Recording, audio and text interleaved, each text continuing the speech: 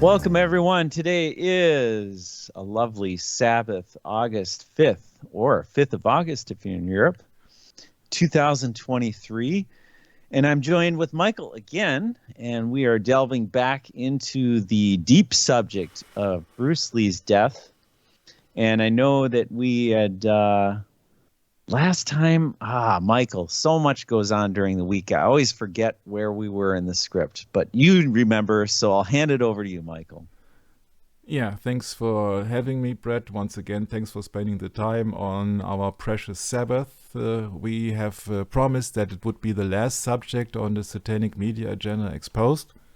So we talked last week about the disappearing of the chief superintendent of Hong Kong, Peter Godber, so that the Hong Kong police was left without any head.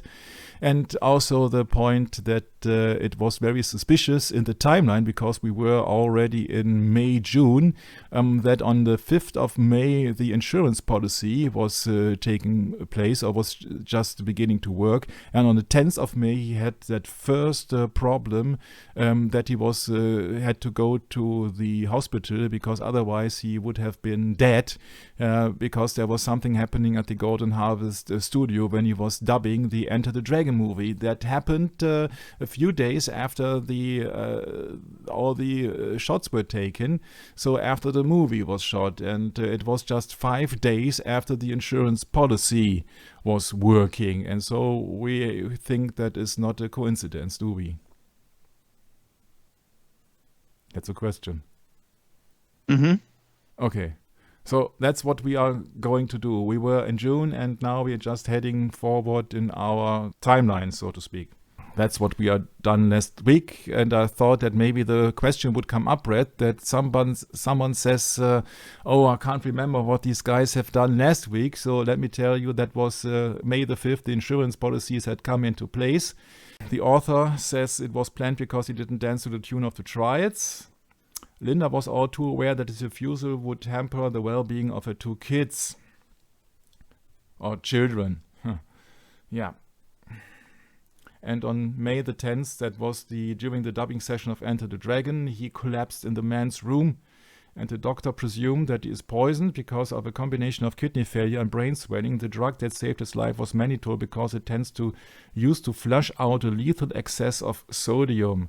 My remark was, after the movie had been shot completely, this happened, this accident, so to speak, or not accident, occurred. Let's move on.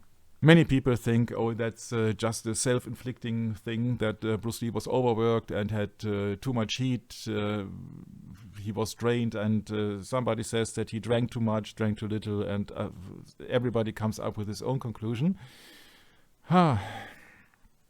And on 15th November 1972, he was officially had been removed his sweat glands. And trust me, you can look it up on your own. It has nothing to do with the ability to sweat, because then the body concentrates on other regions to sweat. For example, have you ever come across the factor that you are sweating and you got wet hairs? Or The time. yeah, or wet other body parts.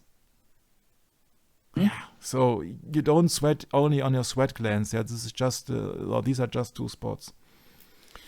Many people say that is about his cortisone addictions, and nobody knows a thing otherwise that we have talked about that out of the blue, these so-called drug letters appeared on a flea market. That's quite like in 2019, out of the blue, some peep appeared in a fish market in China. Yeah, so out of the blue, something comes up in China. 9 days before he died, he said, so on the 11th of July, he said, I'm not sure how much longer I can keep this up, and the problem is that nobody knows what this means.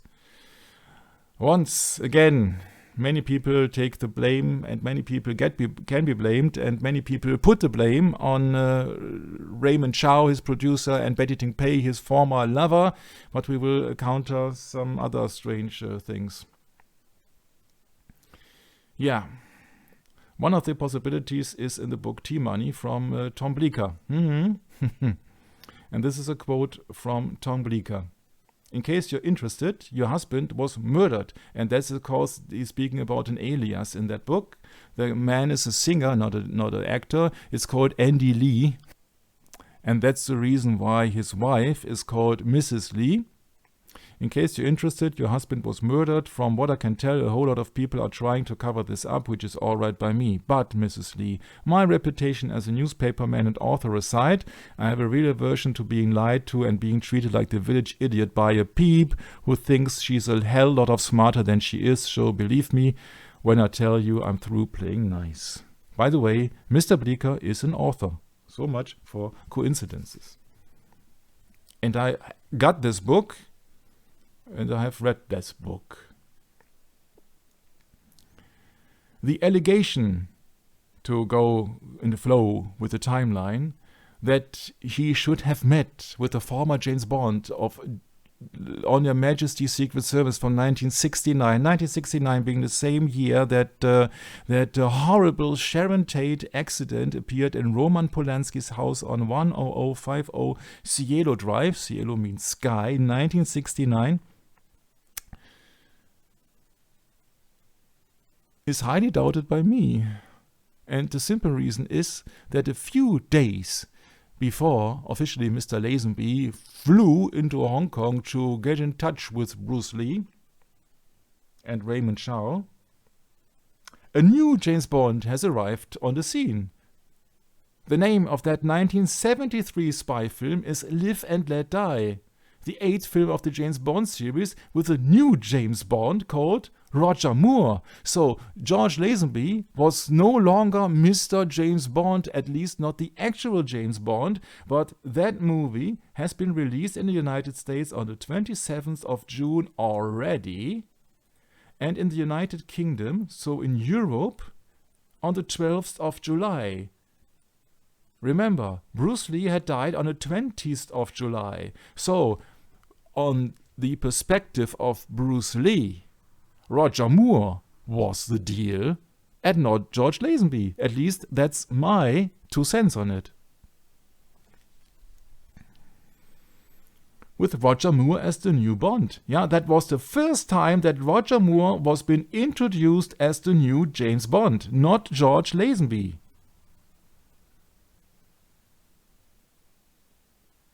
That's so close to the death of Bruce Lee. This is just 8 days before, and the 27th of June, just 23 days before the official day of death of Bruce Lee. Let's move on.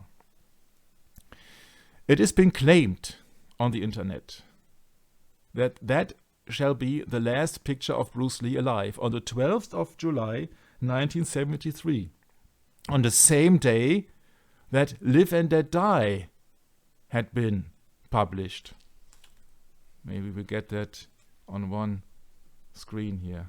Yeah, close. And many people claim that, oh yeah, he was just losing weight for unknown reasons. He was overworked and did not sleep and all the stuff. You see that he has very skinny arms. There you would see it in the first place.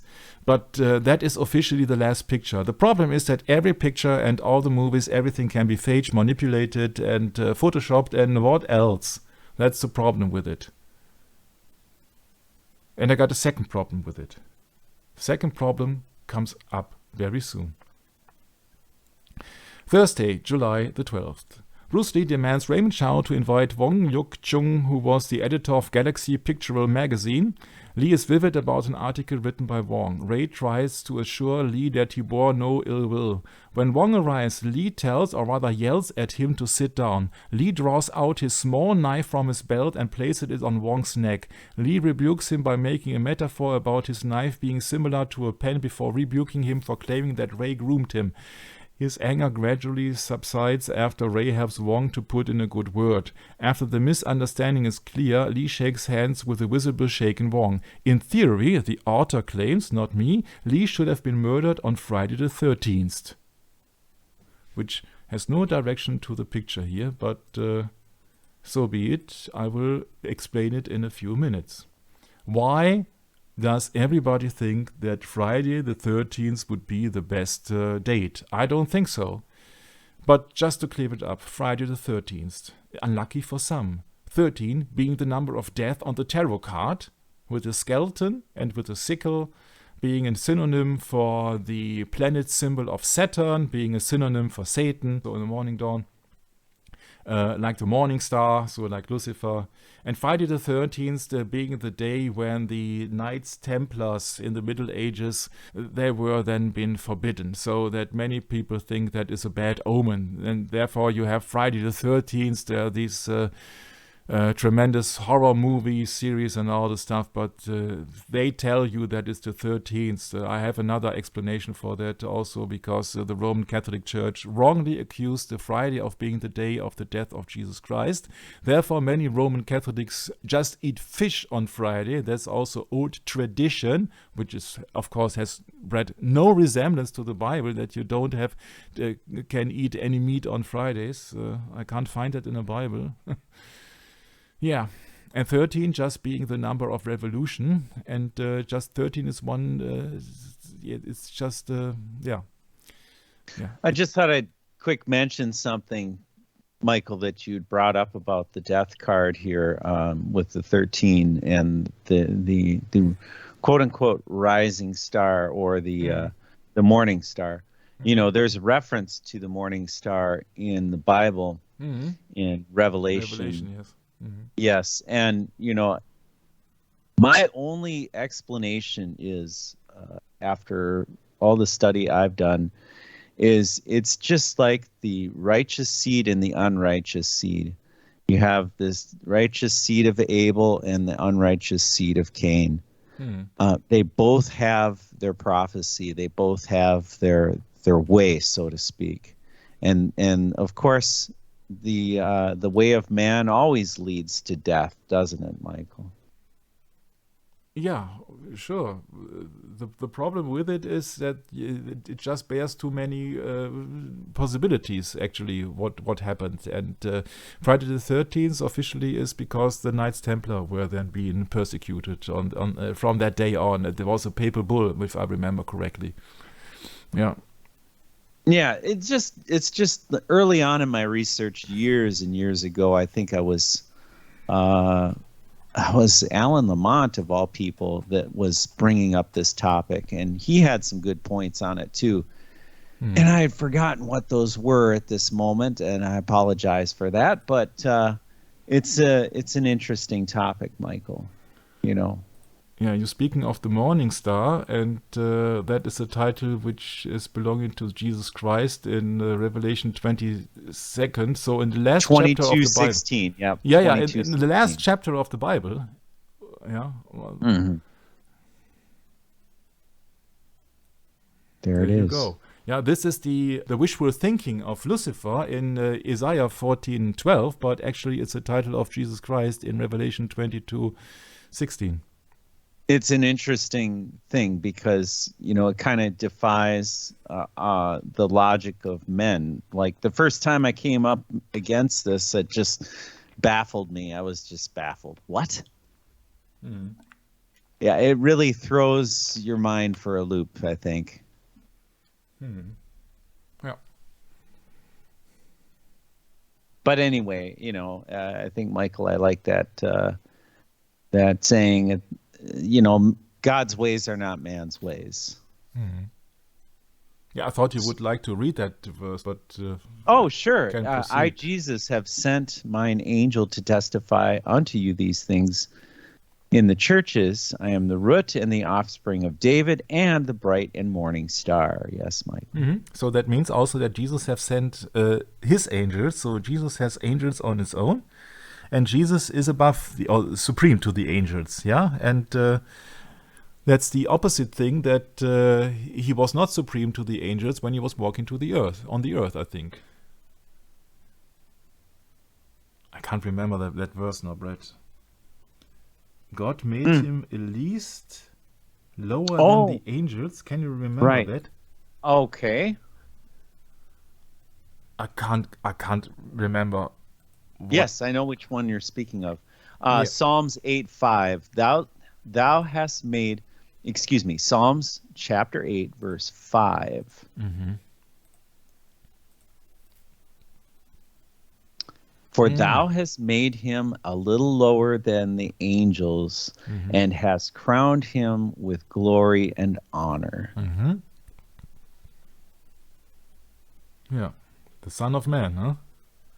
And now it's Psalms chapter 8 and 9. That's a good topic. I read through that the other day. Great.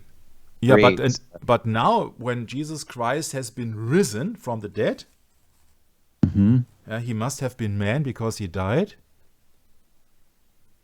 When he was risen from the dead, and now he's the Son of God in heaven as a spirit. Mm-hmm. Yeah. So therefore, in Revelation 22:16, which we just have read, or you have just been read, he's supreme because he has his own angels. That's just my 2 cents of it, or my understanding at the moment. Yeah, now he's got his angels. Now he's sitting on the right side of God. He has sent his angels. So it's if we go back to Psalm 8:4, it's interesting. Or we could start at the beginning of Psalm 8. Plus, just give me the opportunity. I have to look upon it to step back. How do I proceed? Sure. I have to step forward to get back. No.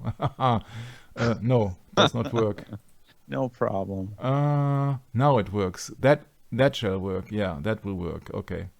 Yeah, let's just quick read Psalm 8. Why don't we, just to clear things up a little bit? Should we go past 8:5, or should we just keep it short? Michael? It's up to you. I just have to read it first to make a decision. Here we go. Psalm 8:1 reads, to the chief musician upon to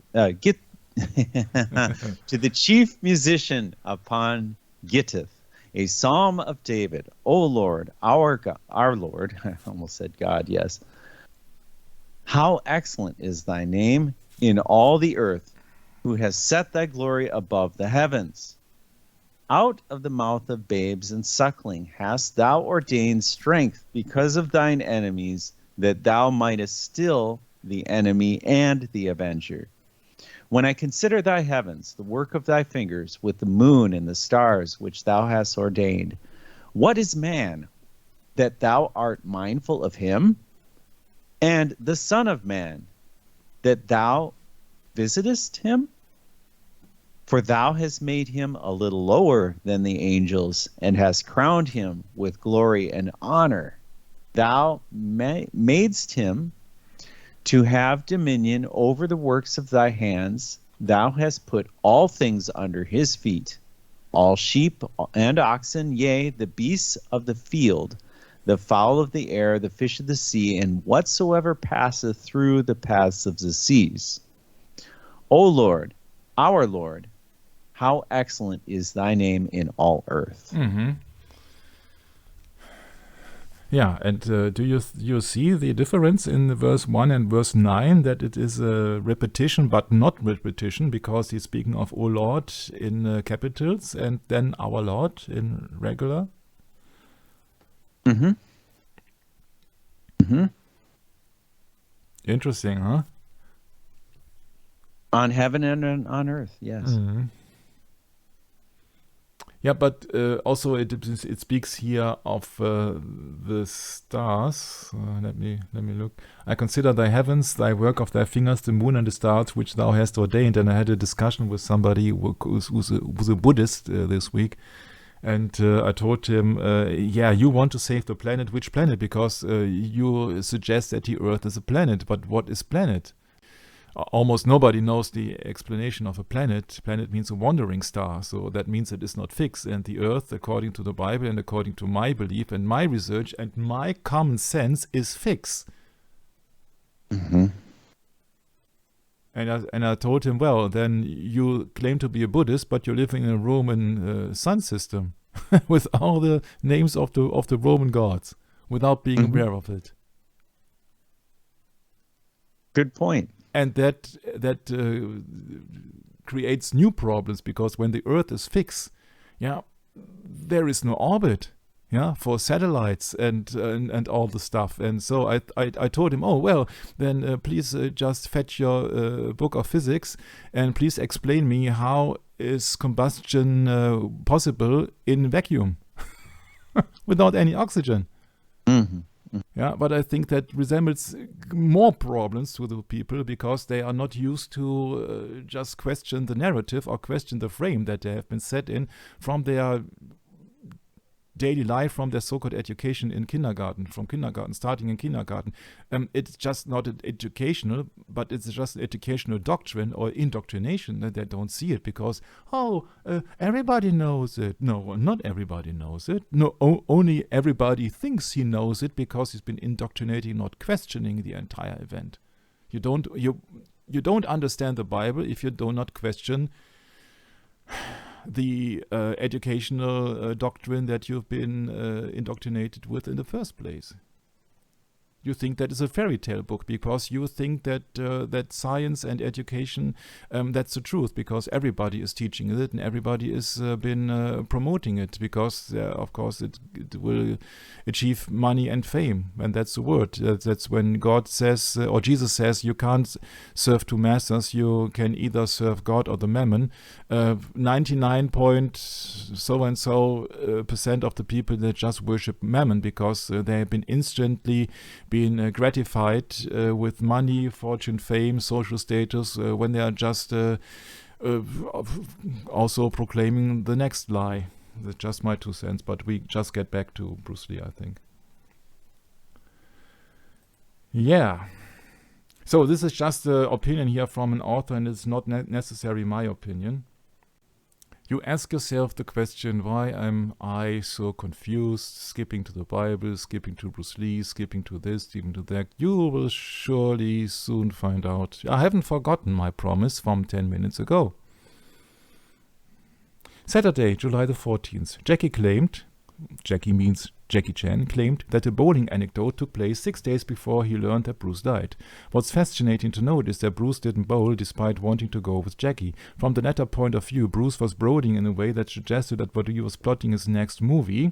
Many of the bowlers were bowled over the fact that Bruce was there. In an interview, John Little, that's the official biographer of the Bruce Lee estate, learned that Jackie liked to go to the bowling alleys because the triads never frequented there. He stopped going to the pool halls because that's where the triad would congregate. By this time, Bruce had a reputation for being paranoid and bad-tempered, and we have to ask why. I suggest that you take into consideration that he was being threatened from many people off camera. Yet Jackie gets an easy ride. In a book called John Woo Interviews, the titular subject said this about Jackie Chan while discussing a late 1974 production called Countdown to Kung Fu, quote, unquote, I liked him so much. He was pretty quiet, but I truly loved his talents. I thought he was not only good in action, but he had a good sense of humor and was pretty tough. He was not afraid. He could fall on rocks with his bare neck and he didn't mind getting cut. Another thing I found was some kind of loneliness. He didn't talk to other people much. No one has discovered his real talents, that kind of loneliness. Speaking about Jackie Chan. Now you see a picture of the late Bruce Lee with the late Raymond Chow. Both have deceased. And I haven't forgot my promises, but you have to wait a few minutes. Monday, July the 16th, 4 days before the official day of death. Lee makes a $200, that was much money in that time, phone call to Unicorn Chan because the latter couldn't be contacted in person due to working in Manila on the film called The Unwanted. Hong Kong and the Philippines share the same time zone. Lee tells Unicorn that he is getting headaches. After Lee's death, Unicorn denies this because he could not be seen by Starcy. You remember Starcy? Yeah? Starcy Corporation being a front for the 40K triad in Hong Kong. And the banner upon that funeral hall, which says, a star sings in the sea of arts. Yeah? Starcy Corporation. I repeat the sentence. After Lee's death, Unicorn denies this because he could not be seen by Stacy to be in cahoots with Lee, who has he known since childhood. I remember that Unicorn is 3 years older than Bruce Lee. Following the previous announcement of the impending lawsuit, the flip side to the denial is that he can't be interrogated about a topic which he ostensibly has no awareness of. In May 1972, 1 year before, Bruce Lee's boyhood friend Unicorn met with Tang Di, a representative of the Singhoi Film Company, at the Peninsula Hotel. With the sudden popularity of martial arts films, the company decided it wanted to get on the act. As Tang discreetly put it to Unicorn, quote unquote, frankly speaking, your name of course won't sell, but if you have another who can help you, the film will not only sell, it will earn a lot of money. Of course, he's speaking of Bruce Lee. In short, Bruce Lee's involvement in the picture was the condition that would secure the starring role for Unicorn. Bruce gave Unicorn the role of the head waiter in Way of the Dragon when Unicorn has presented the idea to Bruce, suggesting that he might do the fight choreography, which he didn't expect him to go for it. After all, the budget for the film was so low that it was close to the Earth's core. Bruce replied that, although he realized he was being manipulated, he would do what he could do to help. But when Bruce attended a publicity bash for the film at the Miramar Hotel in Kowloon, remember Miramar Hotel? That's the Triad Hotel where Raymond Chow is supposed to have been waited for Bruce together with George Lazenby, the ex-007. In Kowloon, he got all the attention and had to ask the press, photographers, not to ignore Unicorn. As for Unicorn, one reviewer wrote, one only has to witness his stolid approach to every scene, his constipated countenance, resplendent as it is, with a neck that is evidently part of his chin, and eyebrows modeled on Roger Moore at their tugging fishhook best. So, that means they are relying here in 1973, already on Roger Moore.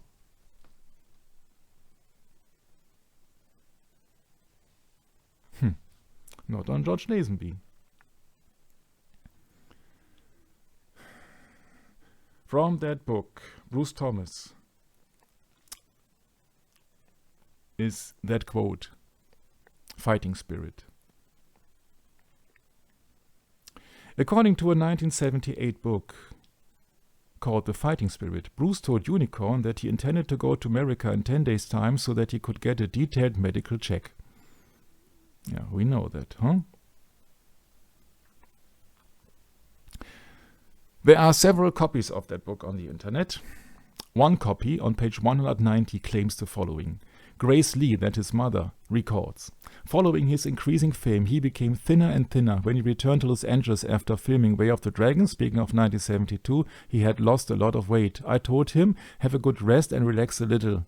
I was really worried about his health. Later, he started filming Enter the Dragon. When I saw him in May 1973, I couldn't believe the person in front of me was my son. He had changed so much. He told me that he wouldn't live much longer because doctors in Hong Kong had told him there was a serious problem inside his head. He said, Mom, don't worry about your future. There will be no money problems. I reproached him at once and told him not to talk like that. Maria Lee also noticed a worrying trait. Before he died, he developed amnesia. Sometimes after filming The Big Boss, when I visited him at the studio, he often took out a picture of his car and asked me to admire it. He repeated this action several times a day without knowing that he'd done it before. It was very unsettling. We have to put that into context, because the mother of Bruce Lee, if that is correct, that quote from that book, she saw him in May 1973. So I think that Bruce Lee resembles on that incident of May the 10th where he almost died at the hospital, and therefore told then his mother in May 1973, not in July, not the second incident which left him dead. The first incident on the 10th of May, his mother said that she was been told by Bruce Lee, don't worry about your future, there will be no money problems. He told me that he wouldn't live much longer because doctors in Hong Kong had told him there was a serious serious problem inside his head. That means that he did not know that the medical research in the United States of America in the later days of May would turn out to be fine. Don't get mixed up, because it's so easy to get mixed up. 4 days before his death on 16 July, a fierce typhoon approached Hong Kong. Bruce made a rambling $200 phone call to Unicorn, who was in a hotel in Manila, Philippines, where he was working on location. And Bruce told his friend he was worried about the headaches he was experiencing. So that's the hint. We are talking about 4 days before the death. The Feng Shui is a so-called art for superficial people who think that everything has to be installed in a person's home. Yeah, they call it Feng Shui, yes. Yeah. Yeah, here where I live, it's called Feng Shui, yes. Yeah, okay. Thank you. And you know that the Chinese generally are very superficial, and Bruce Lee is not the exception of it. So the Feng Shui advisor who'd been called in to look over the house Bruce had bought in Kowloon Tong wasn't happy. The area had a reputation for bringing down wealthy families, symbolized by its situation at the lowest point of a depression in the landscape. The 2 previous owners of Bruce's house has both suffered financial reversals. Additionally, the house was on the landing approach to Kai Tak Airport, meaning that the natural wind currents were disturbed, while the house itself was facing the wrong way.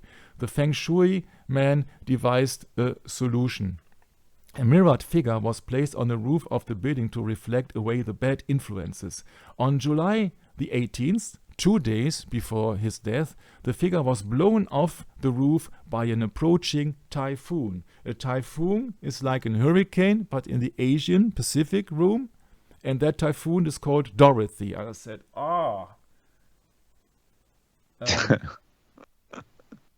Dorothy. You remember Dorothy? Maybe. Wizard of Oz? Wizard of Oz, yes. Yeah. Yeah, so on 18th of July, 666, the figure was blown off the roof, and it had been seen, of course, as a bad omen or bad luck, misfortune, whatever you would like to call it, a terror for superstitious people. And of course, Bruce Lee, that's no surprise, died before he could replace that protection figure on the roof of the building. So many people who are in the superstitious beliefs say, that's the hint. Yeah, it was bad luck, an omen. What else? Yeah, so Dorothy. I want to go back to Kansas. That's Dorothy. That's Judy Garland in the Wizard of Oz. Wizard of Oz, yeah. Wizard of Oz is a program ritual for mind control, but okay. So, stepping in.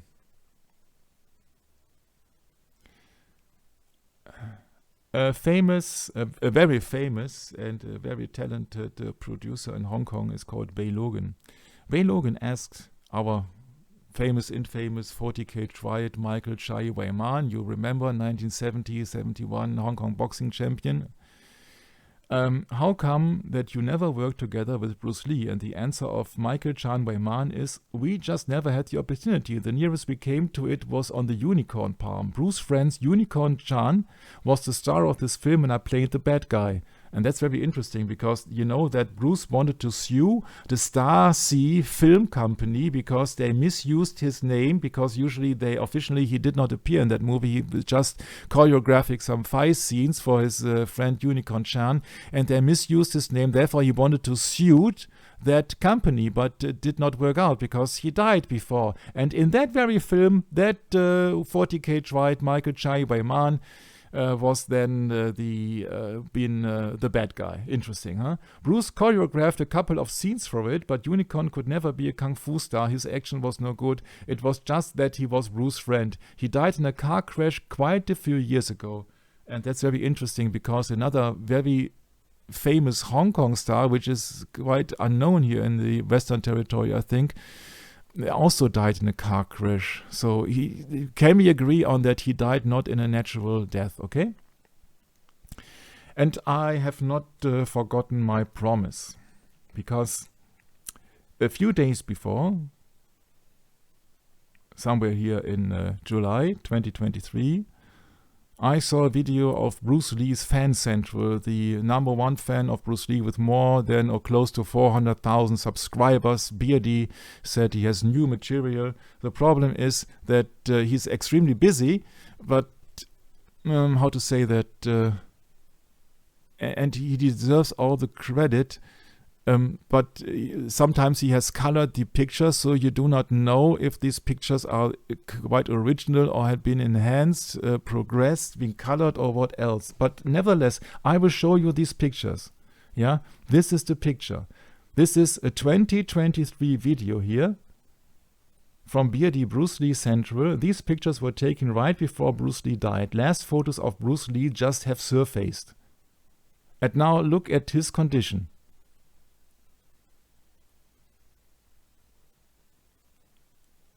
That looks quite good, I think. Quite healthy, powerful. Okay? I have not forgotten my promise. Sources say that this is the last picture of Bruce Lee on the 12th of July 1973. And Beardy claims, no, this is the last picture of Bruce Lee, just a few days right before Bruce Lee died. You see my problem with it? One of these two pictures can't be quite before his death. You can't gain so much muscles in 2 days, or lose so much muscles in 2 or 3 days. And what I am being totally baffled is that with so many hundreds and millions of fans, and I will go into this website now, yeah. They don't say that, oh, but usually you claimed in another video that Bruce Lee lost weight and was miserable condition. No, nobody is checking the facts. Has been seen 18,000 times. Yeah, and these are the comments. The man was in his absolute prime, had his whole life ahead of him. He will never be forgotten. Yeah, amazing pictures.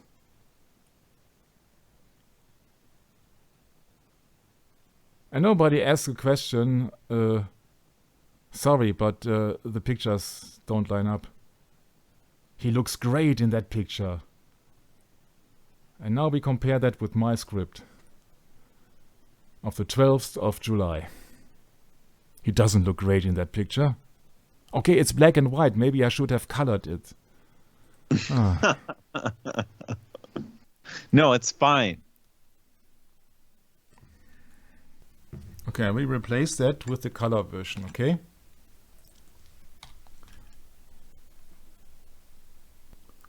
So I think that's a fair comparison. What would you say? I can't rely on any pictures because I do not know, I have no timestamp. There is no authority which can grant me any date verification. So one of the pictures can't be. Yeah, so either this is fake or that is fake. Either he was in extreme good condition or he was in a bad condition.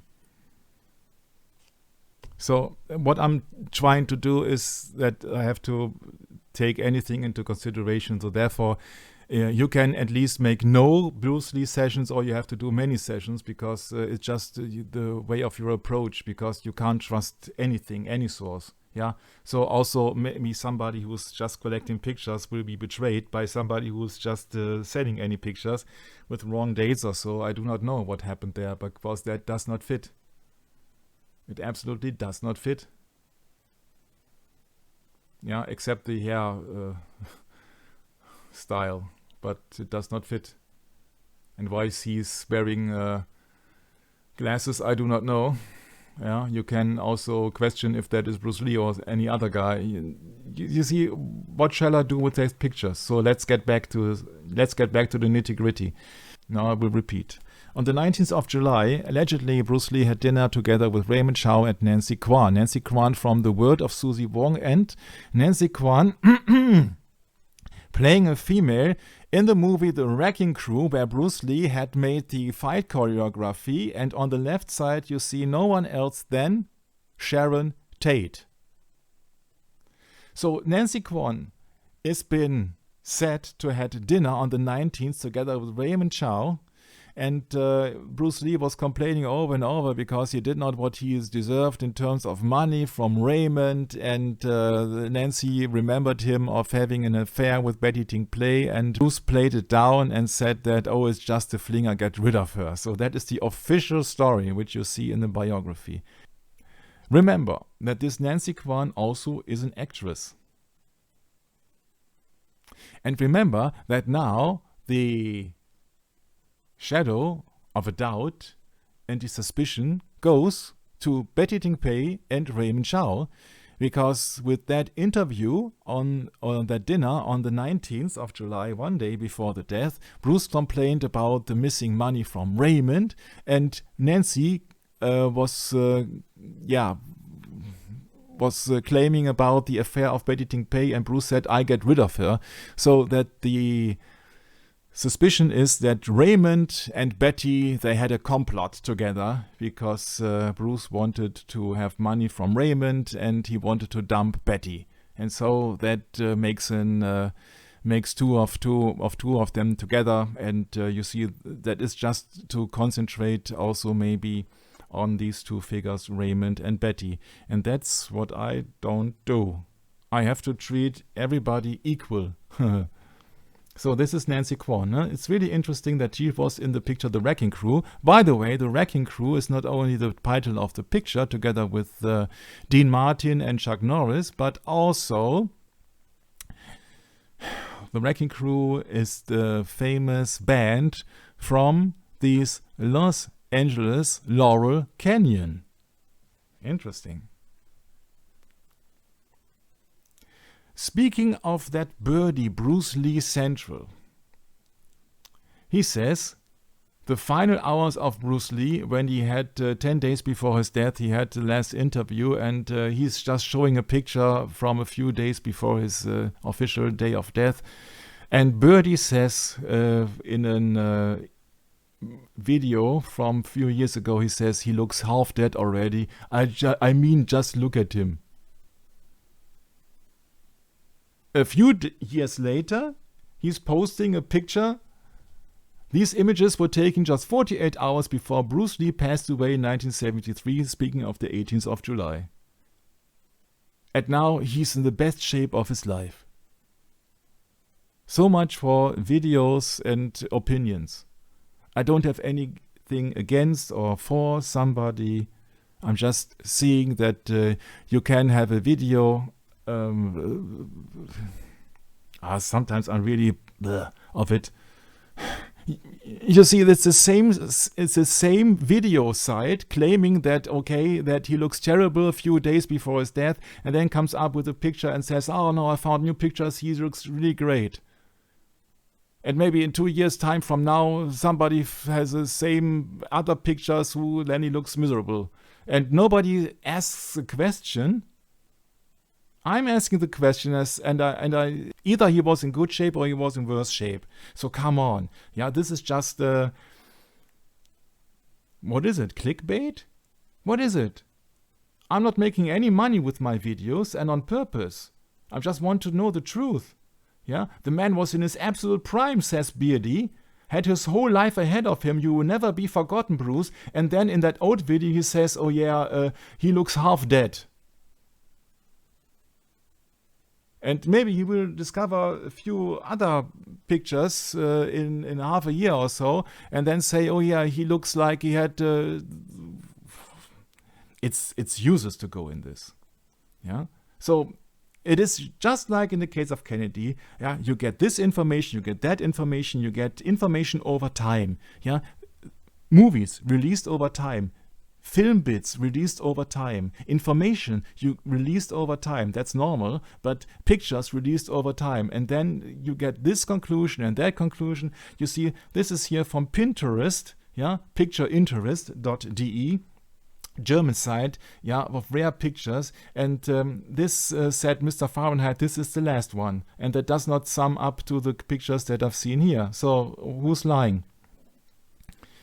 So finally we come down to the 20th of July. When you can't believe anybody, you have to use your common sense.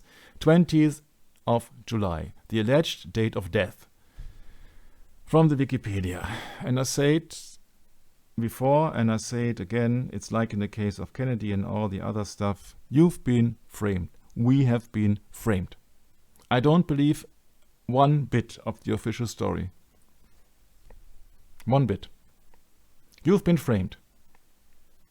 Wikipedia frames you into believing that on May the 10th, Lee collapsed during an automated dialogue replacement session for Enter the Dragon at the Golden Harvest Film Studio in Hong Kong. When he was rushed to Hong Kong Baptist Hospital, they diagnosed cerebral edema. You see, cerebral edema can have some causes, a hit on the head, for example. They were able to reduce the swelling through the administration of mannitol to flush out any substances. And the headache and cerebral edema that occurred in his first collapse were later repeated on the day of his death. So, 2.5 months later, approximately, on Friday, July the 20th, 1973, he was in Hong Kong to have dinner with actor George Lazenby, with whom he intended to make a film. According to Lee's wife Linda, Lee met producer Raymond Chow at 2 p.m. at home to discuss the making of that movie, Game of Death. They worked until 4 and then drove together to the home of Lee's colleague Betty Ting Pei, a Taiwanese actress, and they went over that script, and then Chow left to attend a dinner, and later Lee complained of a headache, and Ting gave him an Equagesic, which contained aspirin and mipropamate, and 7:30 he went to lie down, and he never ever woke up. When Lee did not come for dinner, Chow came to the apartment but was unable to wake Lee up. A doctor was summoned, spent 10 minutes to attempt to revive Lee before sending him by ambulance to Queen Elizabeth Hospital, so another hospital and not the Baptist. Lee was declared dead on arrival at the age of 32, which is the first big lie, because he was dead already. When a doctor is spending 10 minutes to attempt to revive Bruce Lee, then he is dead. Yeah, but dead on arrival, yeah, is of course not the right timeline. He was declared dead on arrival, yes, but he was dead quite a time before. There was no visible external injury. However, according to autopsy reports, Lee's brain had swollen considerably on the 13%. Interesting, 13% increase. 13 again. So you have to question everything, because soon you will see that there are some abnormalities. But he was declared dead on arrival. That does not mean that he was dead during the trip to the hospital or at the hospital, but that he could be dead for quite some time. Chow stated in an interview that Lee died from allergic reaction to the tranquilizer mipropamate and tra-la-la-la-la, and this is just the official story. And I say, yeah, that is a frame. In a 2018 biography, author Matthew Polly consulted with medical experts and theorized that the cerebral edema that killed Lee had been caused by overexertion and heat stroke. Heat stroke was not considered at the time because it was a poorly understood condition. We have talked about this. So everybody comes up with his own explanations, and I don't want to have an own explanation. I just want to know the truth. And you will see that the death of Bruce Lee is just a small piece of a puzzle in a much bigger picture, because I would not concentrate so much time and energy into the death of Bruce Lee. In May the 13th, 1983, issue of People magazine, William Chung, a student also of Yip Man, so a colleague of Bruce Lee, a friend of Bruce Lee from the former Hong Kong Times, claimed to have got a phone call from Bruce because he had reached some decisions about his career which were going to upset a lot of people. Wanting to bring many Hong Kong stuntmen with him to Hollywood would appear to be one of them. William said, quote unquote, "You must understand that Bruce's change of plans and that American trip meant some people would have been ruined if he had lived. Millions of dollars were involved."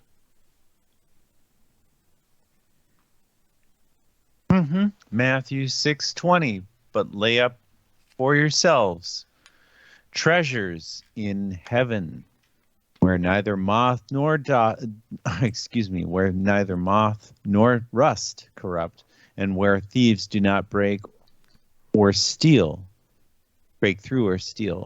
For where your treasure is, there will your heart be also.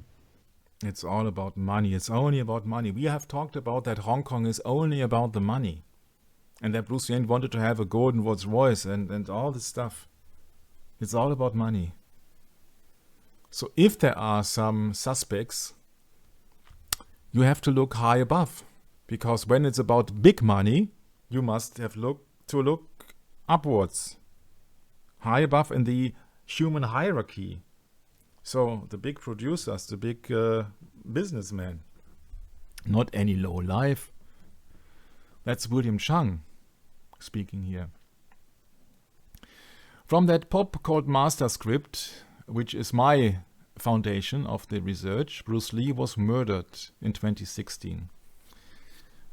Lam Ching-ying claimed that Lee wanted to emigrate the best of Hong Kong stunt community to America. Lee's grandest plan was to have his own company in America.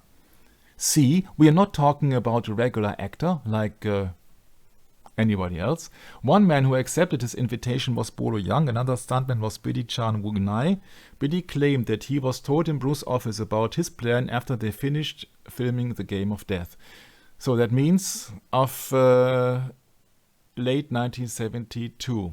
Bruce intended to bring 20 stuntmen. Unfortunately, the trials owned most of the stuntmen.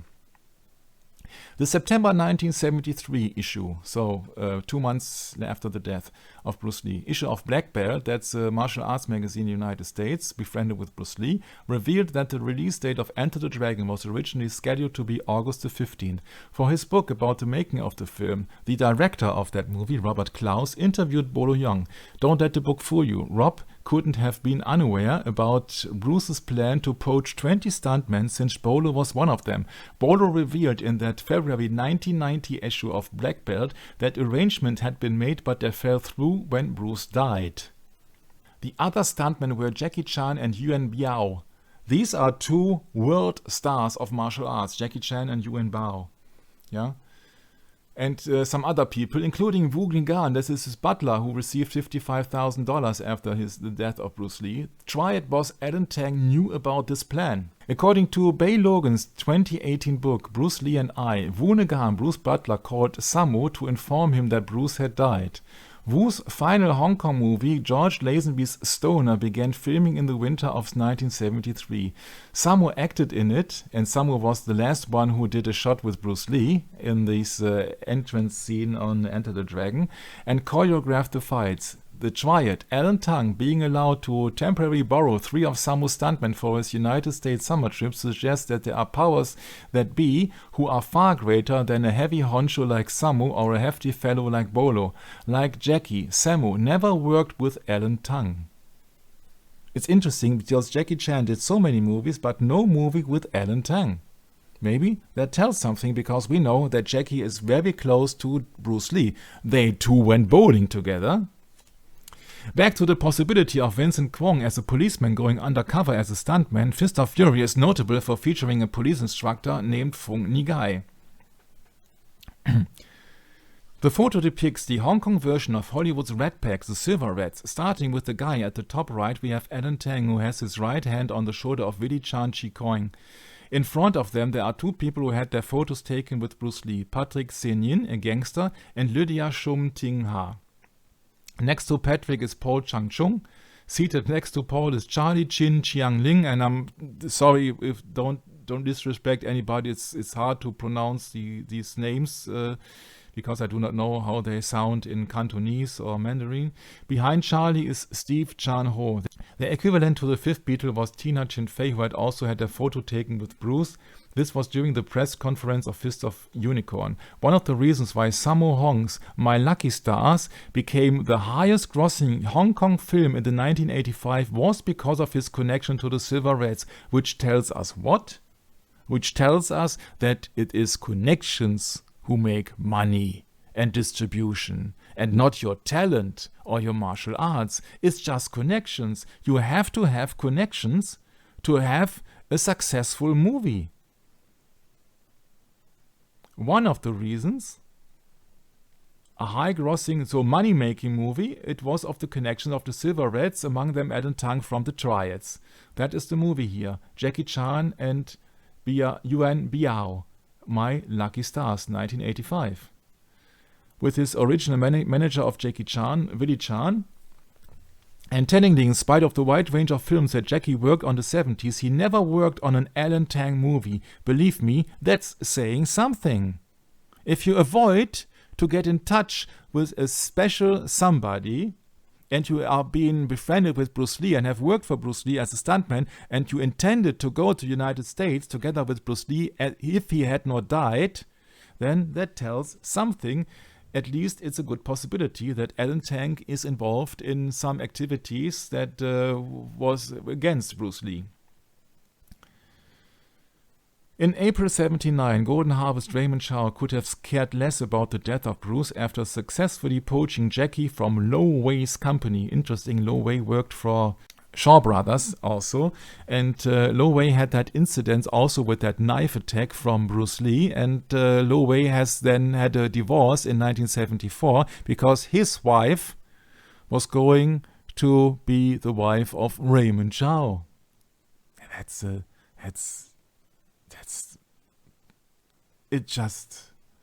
the whore of Babylon, you see. Everybody's looking for a better condition, for more money, for more fame. Sometimes hard to get through that. In chapter 1 of that book about Bruce Lee, the biography of Bruce Lee from Robert Klaus, Klaus mentions that the triads control most of the stuntmen. In chapter 13, he mentions that the stuntmen belong to the triads. So you have to add 1 and 1 together. So, whom do you really anger when you take 20 of Hong Kong's best stuntmen together with the United States and then to create a new movie directing company, huh? Who's losing money? It's obvious. However, Klaus immediately follows the chapter 1 inclusion by stating that one of the rumors about Bruce's death is that he was killed by the triads for an obscure and ill-defined reason. He then follows this up by mentioning that a person who is inducted into the triads is sworn a blood oath where death will befall them if they break their word. In chapter 13, Klaus mentions that Bruce stuntmen were loyal to him and protective of him. He would even give some of them loans. It's especially indicative of Klaus' intention that he never addresses the triad killing in chapter 18, which is titled Who Killed Him? But he carefully lets you know that he is aware of the situation. He goes out of his way to use bold font to drop a hint as he typed, quote unquote, "Is it possible that Bruce was murdered as so many claimed at the time and still believe?" The answer, based on everything which can be learned to date, is yes. And that led me to my conclusion. The question is not who killed him, but why he was killed. So we're speaking about this book from Robert Klaus. Bruce Lee, the biography by Robert Klaus, the director of Enter the Dragon. And if you look at that book, you find the summary here, and you see in that chapter 18, it's interesting, Brad, huh? 18. Who killed him? So the director of the last finished movie of him wrote a book about a biography on Bruce Lee and asked in chapter 18 who killed him. Oh, wow. 185. Yeah, who killed him? 185. Yeah, I know what killed him. What killed him obviously must be the definite chief aim. Because that means if you would like to have in your possession 10 million bucks, you take it away from somebody who has it, right? More or less. Yeah. So, and this 5 times I will is the origin or the claim of Isaiah 14:12. Yeah, and that's also the reason for the 5-pointed star. Don't let them fool you into believing these are the 4 elements and spirit and all the stuff.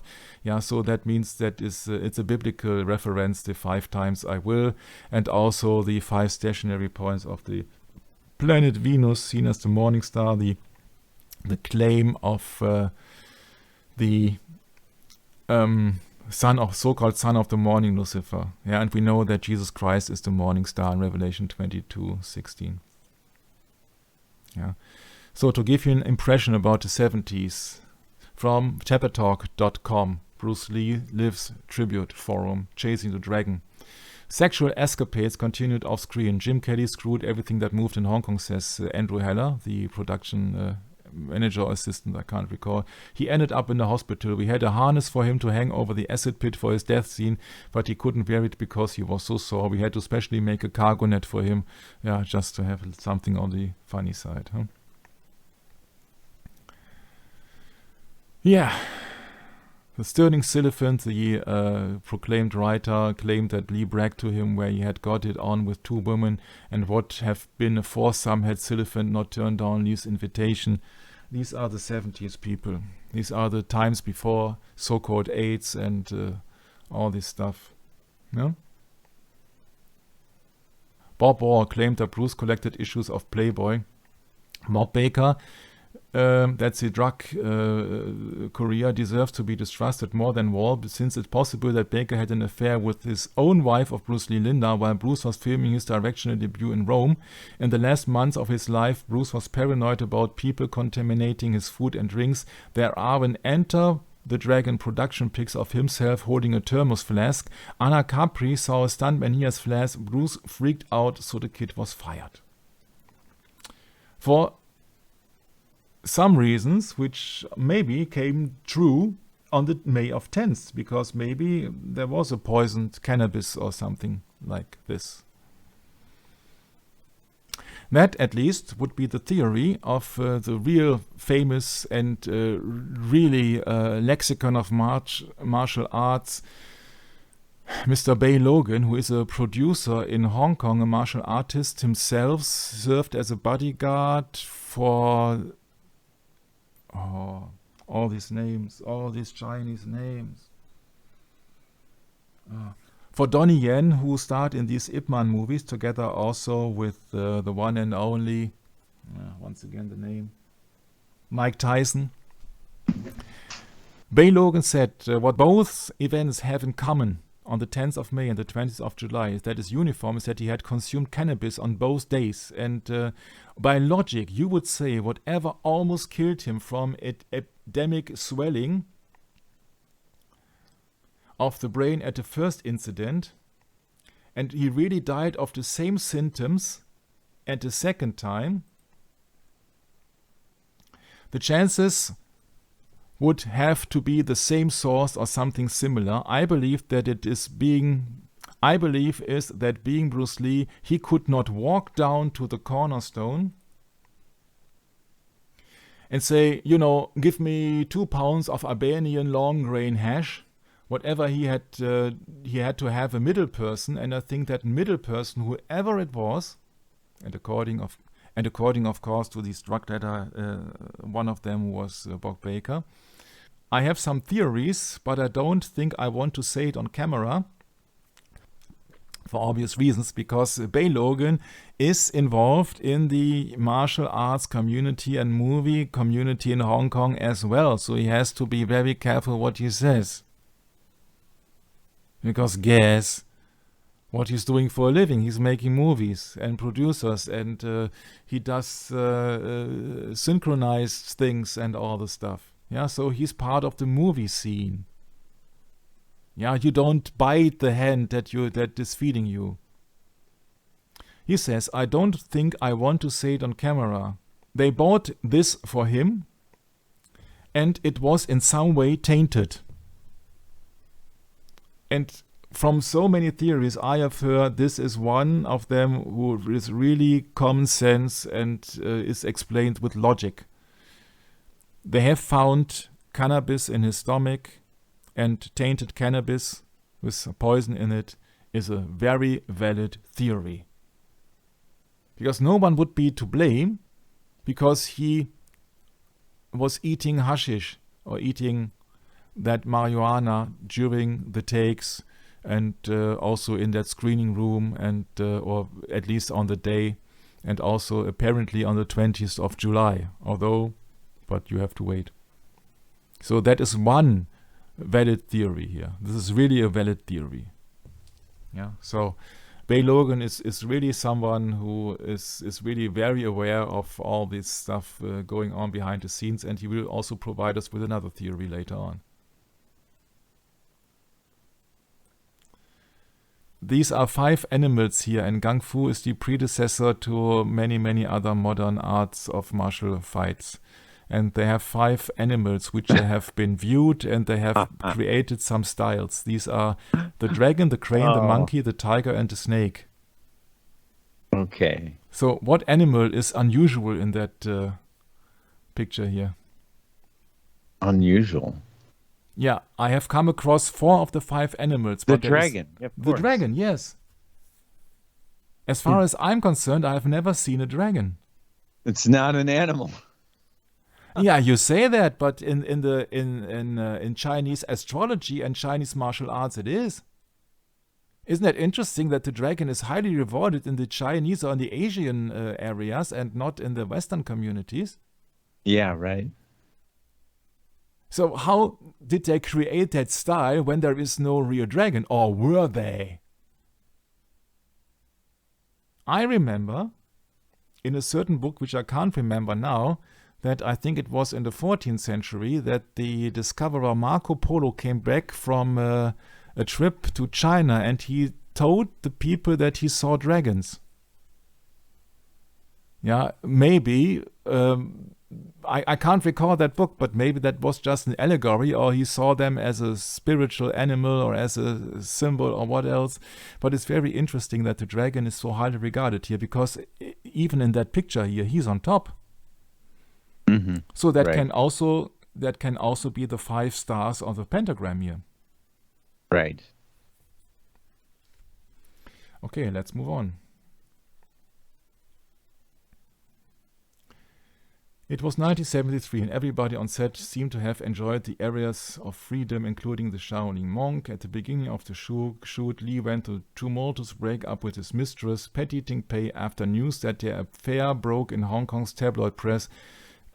She had a nervous breakdown and ended up in a hospital.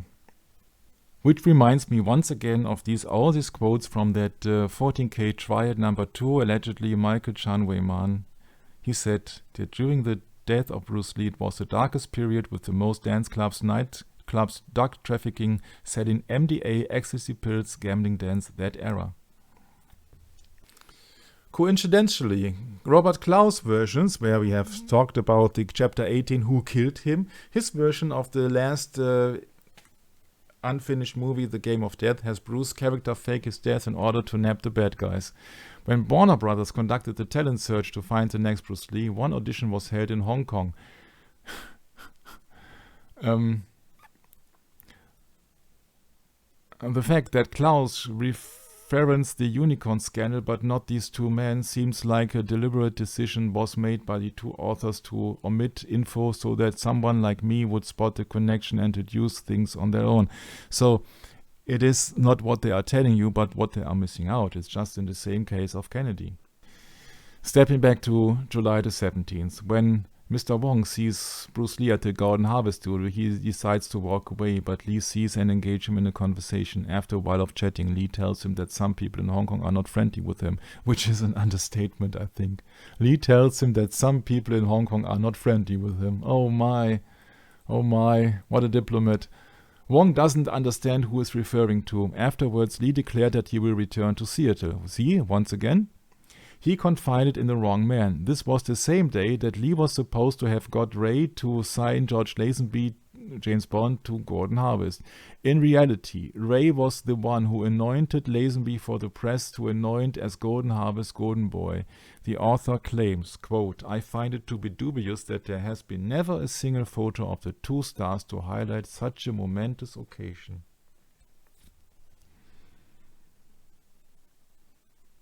There is no picture of Bruce Lee together with George Lazenby. I have seen not one. Maybe in the future when they have more possibilities with Photoshop. But in the last 50 years, no picture. And that is the main event taking place on the 20th of July, the official death date, that he wants to visit George Lazenby to incorporate him in Game of Death. It's Bruce versus Bond. Which then was not the actual Bond anymore, because we have seen that on the 12th of July, at least in Great Britain, Roger Moore was having his first screen appearance as James Bond in Live and Let Die. One of the most important rules in storytelling is sometimes is what you don't say that speaks volumes. Yeah, that's what I said, that it's what has been left out. Jean Cocteau, French artist of many mediums, believed that you should never state what you can imply. Besides Baker, Robert Klaus didn't say anything in his book about Bruce doing business with George Lazenby in the final week of his life. This is because he didn't believe it. Perhaps Klaus asked around and found that the only people who named Rob Lazenby were Andrew Morgan, Raymond Chow, and Linda. None of the Chinese biopics reference Lazenby. But he is needed, this is my conclusion, as an alibi for Raymond Chow to appear at the Miramar Hotel, which is controlled by the trials on the evening of July the 20th. So that he has a witness that, oh no, I was together in the company of Mr. George Lazenby, the former 007, so I'm free of all guilt and all charges because I have an alibi.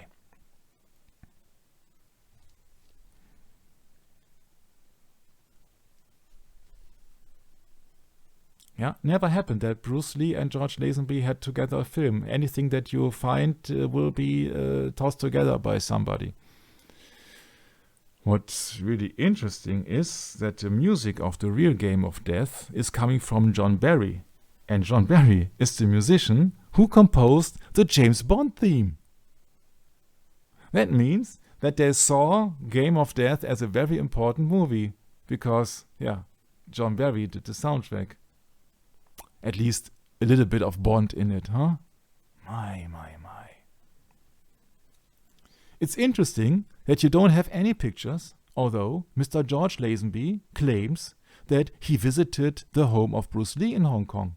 You know, the home where the typhoon was and had feng shui, bad luck and all the stuff. Yeah, that room or that house. And he says, yes, he had many books of Kung Fu and martial arts. I wanted to borrow a Christianity book.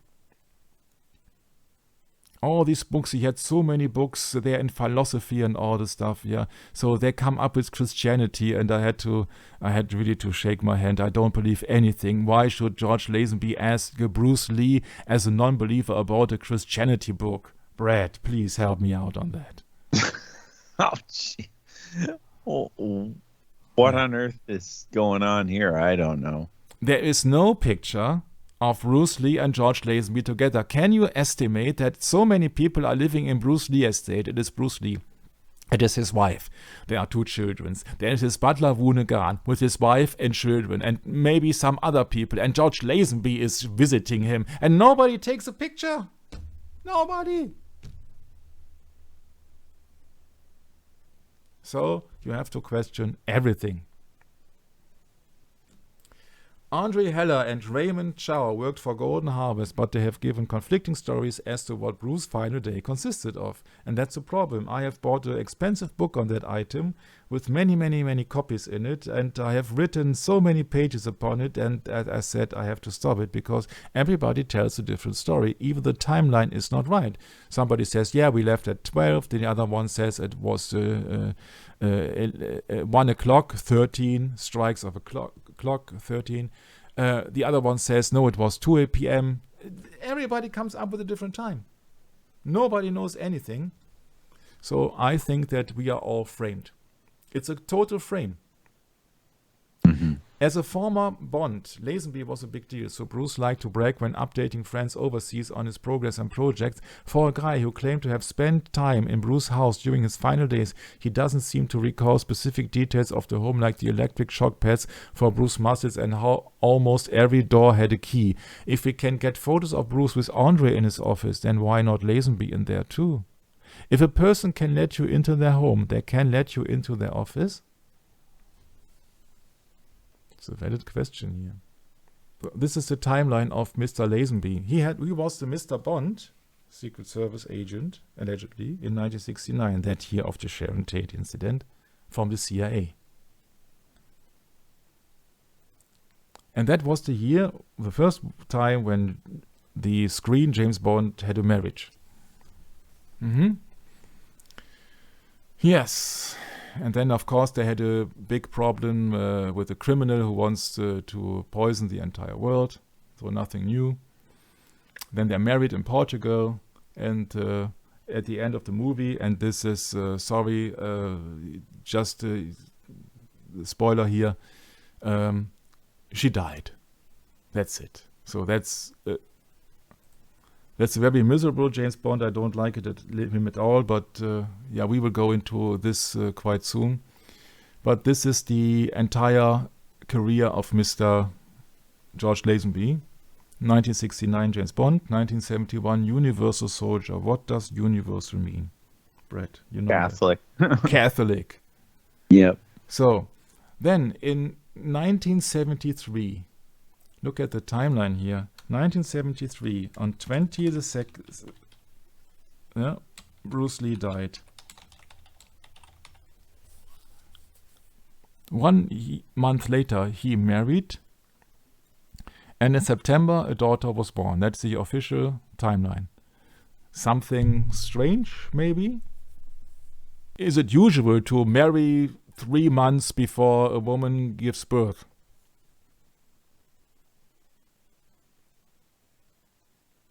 I don't think so. I don't think so either. So some dates may not be correct.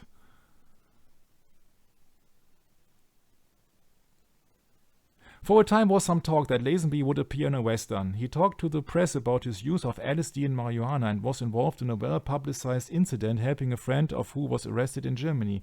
He grew his hair and a mustache and talked about rejecting the trappings of materialism. Sure. Lazenby made another movie after James Bond movie, Universal Soldier, which he helped write. Interesting. He said that movie was anti-guns and anti-Bond, a comedy with no plot. After the Bond fiasco, Nobody Would Touch Me, Lazenby appeared in the movie Who Saw Her Die. In February 1973, so we come down to the interesting year, February 1973, he revealed that he had spent all the money he had earned from playing Bond. He had experienced 2 nervous breakdowns and had become an alcoholic. Which means, on the other hand, that he was cheap to get, I think. He said, Lazenby played a role in a BBC play for Today in 1973. And in 1973 in Hong Kong, he said he was flat broke when he went to Hong Kong to meet Bruce Lee and producer Raymond Chow. And guess what? They ended up offering him $10,000, in today's money $58,300 today, to appear in a film with Lee, which was going to be Golden Harvest film Movie of Death. Which was going to be Golden Harvest film Game of Death. This collapsed after Lee's sudden death. Lazenby was actually meant to meet Lee for lunch on the day Lee died. Yeah, there are so many errors in it, I think. So, you hire a flat broke actor who has a pregnant wife, and maybe you ask for some, you know what I mean? You ask for some what? Service. Yeah, would you join me for dinner, Mr. Lazenby? Because you only need an alibi. You only need an alibi. I think that Lazenby just serves as an alibi and also some other purposes, but I highly doubt that he was ever to star in that movie. On the other hand, he was not a martial artist also, yeah? So what's the sense? It's just his status as a former James Bond, but that's it. Yeah. So to offer somebody money does not mean that he gets it in the end. It just means that you just approach somebody with an offer that he can't refuse, and though he went to Hong Kong and served as an alibi for Raymond Chow at the Miramar Hotel. That's my conclusion of it. I have never seen one bit of George Lazenby doing any martial arts stuff or all the stuff. Everything he did in Hong Kong, he did later, after Bruce Lee's death. He revealed he had been consulting an astrologer for 4 years. Even before I made the Bond pictures, she said I would become famous and that there would be big problems for a couple of years. Then she assured me that I would be back on the top of my profession at the end of 73. It's absolutely fantastic because everything she told me has happened. Yeah, and you can't prove anything. And what's really interesting is that he made a movie together with Betty Ting Pei. Oh, gee. A bedroom scene at the film The Shrine of Ultimate Bliss, or the other title is Stoner.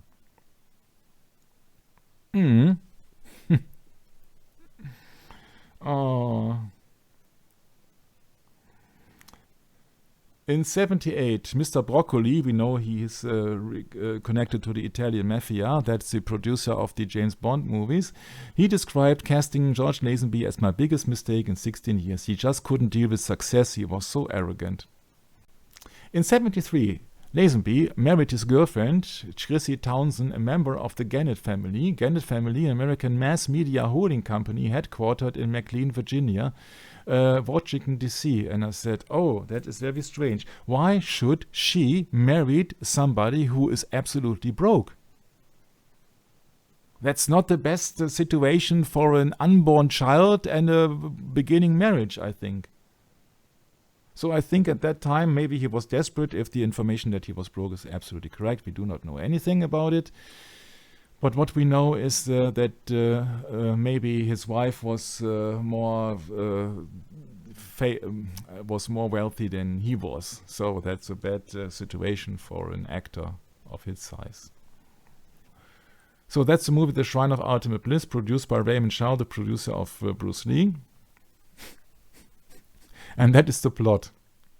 When a tough Australian cop named Stoner, means George Lazenby, discovers that his sister has overdosed on a deadly new drug called the Happy Pill, an aphrodisiac hallucinogen mixture, he travels to Hong Kong to track down his creators. Along the way, he meets up with a beautiful secret agent, which is Angela Mao, who was affiliated with Mr. Wong, who was also been affiliated with the criminals and affiliated then with, she played the sister of Bruce Lee, who's on her own mission to investigate the same drug ring. And let me tell you, that is one of the 11, 12, 13, 14, 15 possibilities I came across, that Bruce Lee died of an aphrodisiac. So they're making a mockery about every possibility here. And this is a mockery from the Shrine of Ultimate Bliss.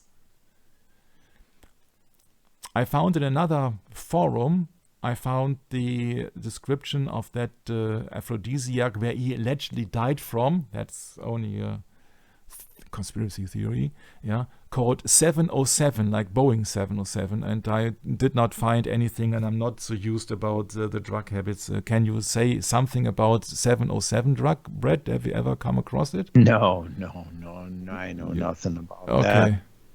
Never heard of it. Okay. So it's strange, you see, that Betty Dink Pei, who was his mistress at least some point of time, and officially he died in Betty Dink Pei's apartment. She did a film 1 year later with George Lazenby when they were having an overdose of a deadly new drug. That's an interesting story. My. And it's also an interesting story in terms of Hong Kong. Every time I look into Hong Kong, or almost every time, it has to do with drugs. Chinese Connection has to do with drugs. Fist of Fury has to do with poison or drugs. Enter the Dragon, the heroin girl, drugs, Hans Island where they're selling drugs. It's always about drugs in Hong Kong. With Yuan Biao once again. Wednesday, July the 18th. After a phone call with producer Cy Weintraub, not related to Fred Weintraub, Bruce is willing to consider resurrecting his passion project, The Silent Fluid. The plan is for Cy and writer Sterling Silliphant to fly out to Hong Kong on Friday so that they can spend the weekend discussing the film. According to Sterling, on the October 1980 issue of Kick Illustrated, Bruce died on the day before they were set to go on the plane. Hong Kong is 16 hours ahead of Los Angeles. In The Curse of the Dragon documentary, James Coburn remembers Sterling telling him Bruce died this morning. This is a rare look inside the house of Bruce Lee with all the pills and minerals and who knows what else. It may be some of them was poisoned. A look inside his house. There were pictures, and there was also an inscription called "Patient, my ass, I'm gonna kill somebody." I can remember that very well. Nancy Kwan, who Lee had choreographed for the wrecking crew, had a friend in the police force who was overseeing the investigation and claimed there was one shoe missing. This made me believe that Lee was taken to Betty's apartment with one shoe.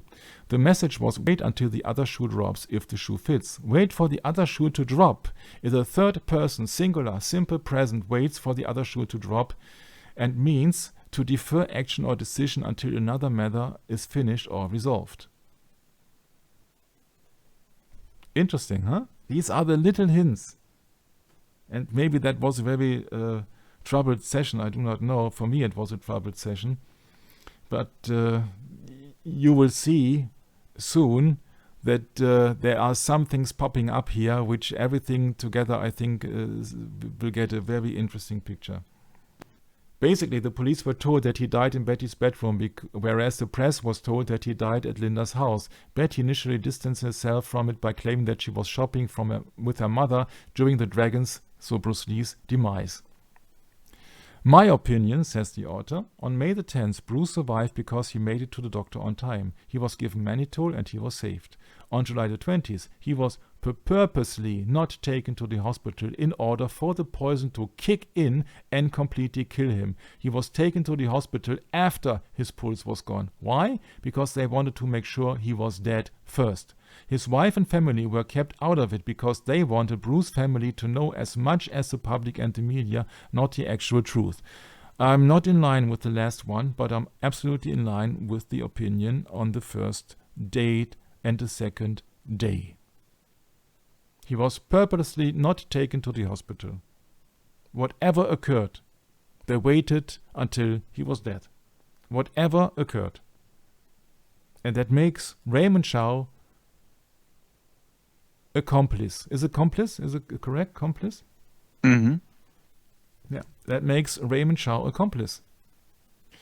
Bruce, having stated both publicly and privately that he was returning to the United States to work for the majors in Hollywood, the two men had for months been arguing over the business end of the Way of the Dragon. That means that there were millions on the line, according to William Chong.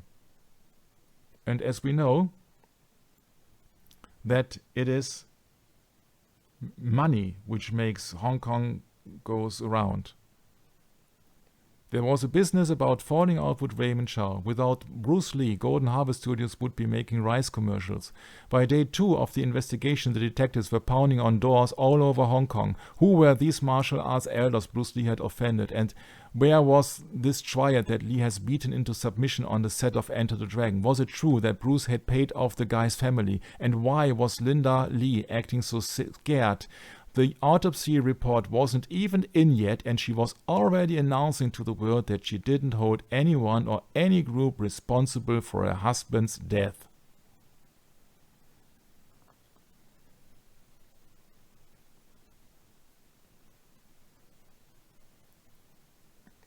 There's a tape, a radio interview, after her husband Bruce Lee passed away.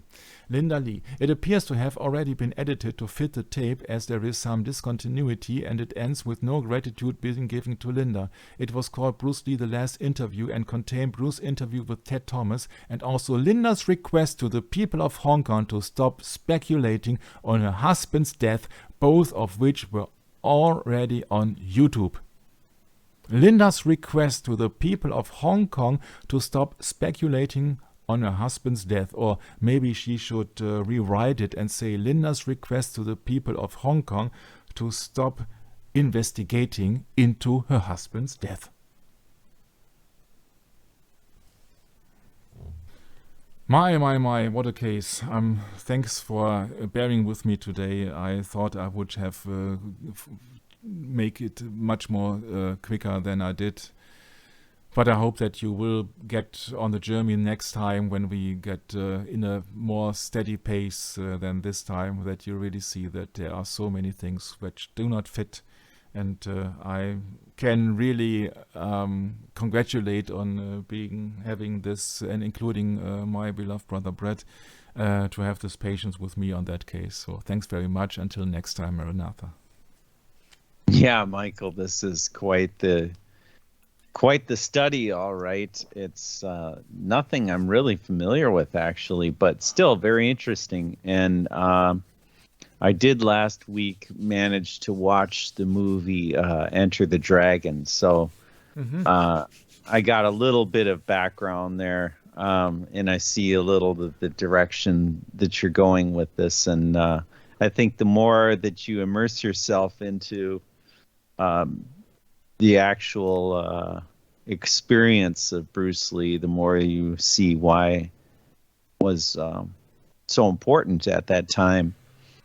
And that's kind of how this is going. You know, these key figures, these key people keep popping up. Like, what was it, George Lazenby? Was that his name? Yeah, you will really they're see just that actors, right? East meets West in the case of Bruce Lee, and more important, you will see in a few sessions that we will get back to the United States. It's really interesting that you really see that you only have to do Bruce Lee to combine all the aspects in the entire world, that everything is connected. You will see, and I hope that you will understand my point of view in it. I'm just not doing it for Bruce Lee fans or on the case of the death of Bruce Lee. I'm just doing it because I see that everything is connected in it. And all these actors and directors, you see, they're all living in a fantasy world. And that has nothing to do with truth. So you can't rely on any actor. You see, actress Nancy Kwan is telling you this, actor George Lazenby is telling you that. But they are all actors. There are no regular people. They are all actors. So what shall convince me that they are telling the truth? We will soon find methods how to look behind that curtain. Mm-hmm. Well, we're looking forward to that, Michael. We'll hope to see everyone back then. And we'll close it down. And Maranatha. And bye for now.